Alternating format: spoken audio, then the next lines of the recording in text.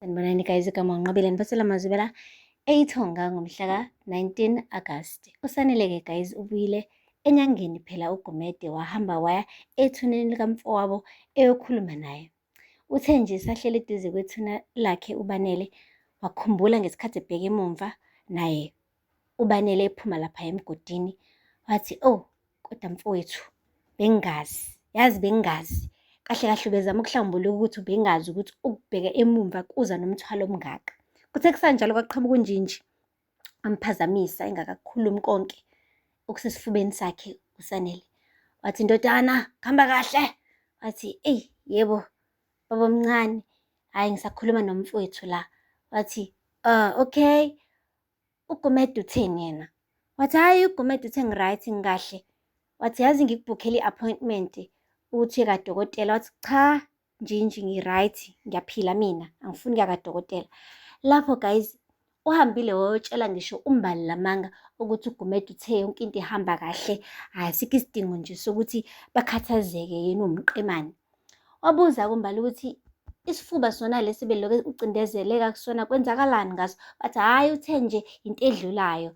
Eyibo, ezenza happy ubhuti epretenda ebingelela ngisho omakhelwane ukuze phela ayiqinise kungabonakali ukuthi unamanga. Yo guys, ayike uNokwanda-ke yena umane nje wambuza ngendlela ehlukile wathi, "Siwenza nini umsebenzi?" Futhi ngabe uGumede useyishilo i-date ukuthi siwenza nini umsebenzi. Wathi, "Muphi umsebenzi wona?" "Kho umsebenzi ozowenziwa la ekhaya." "Ngi-right mina." Wathi, "Ngampela kodwa Sanele, ngeke." Akasho ngolutho ukuthi khona phela wena uyagula. Wathi, "Ngithenga umqemane." Uthe esasho njalo guys yabe ishaya inhliziyo. Wayibamba. Wathi, "Hayi bo, kwenze njani manje?" Athi uthi uzama ukuyiqinisa yasha inhliziyo. Ayi wabona ukuthi abona-ke manje, hayi sekushubile. uNokwanda waphuma-ke wayobiza abantu ukuthi bemsize phela. Hayi, uSanele uthe methi vula izandla seyigcwele igazi. Ayi, wagijima waya le endlini yakhe wayikhiyela khona. Wazizwa yedwa inhlungu. Chaza kona-ke guys ukuthi vele benamanga, uvele obala ukuthi unamanga.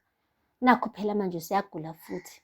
Okuzomele kwenzeke-ke manje uNjinji noMakhumalo kanye noNokwanda kumele bamqhube beye naye lapha kuGumede bayoyizwela bona mathupha ukuthi uSanele unamanga. Kuthiwe akeze nabantu abadala ngoba kunalento ahamba nayo. Lento ahamba nayo-ke guys uBanele okumele-ke manje asuswe ngoba phela wabheka emumva ubhuti wangasho ukuthi ubheke emumva. Guys, uBanele-ke ufuna ukumlanda uSanele and umfuna ukumlanda ngodli. Yingakho nje lokhu eshawa inhliziyo kanje. Hayi kusazoshuba.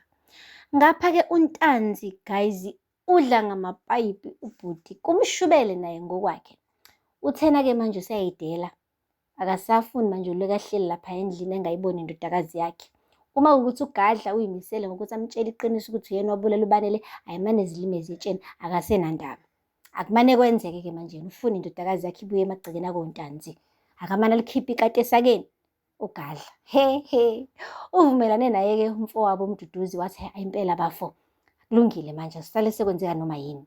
Vele inhliziyo kaNtanzi isibuhlungu vele. Usonakele vele. Yini-ke enye angayisho uGadla kuzama engabenza ukuthi baxabane ngoba vele sebexabene ngokuthi nje avume ukuthi ahambe oshada naye uGadla uzama."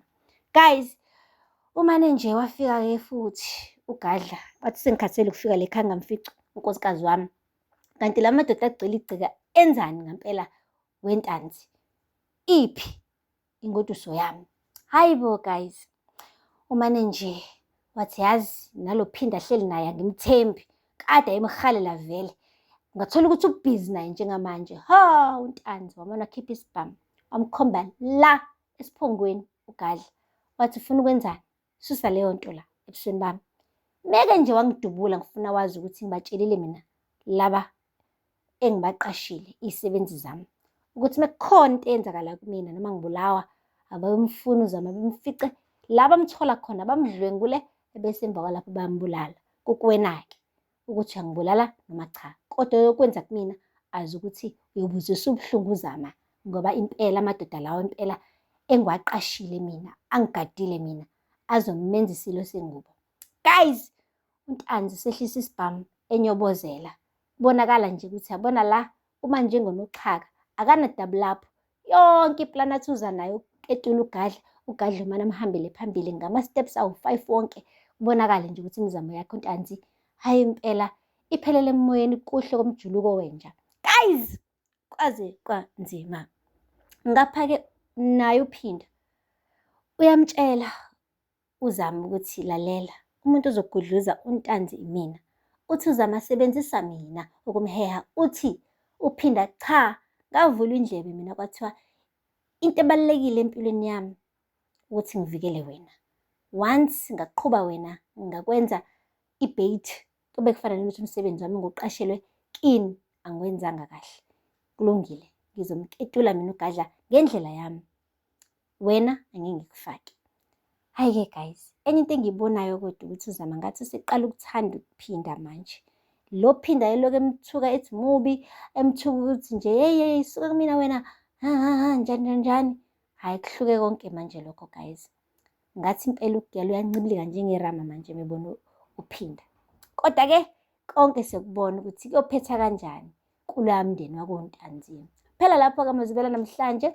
Ngakhohlwa subscribe, like and comment. Until next time, bye.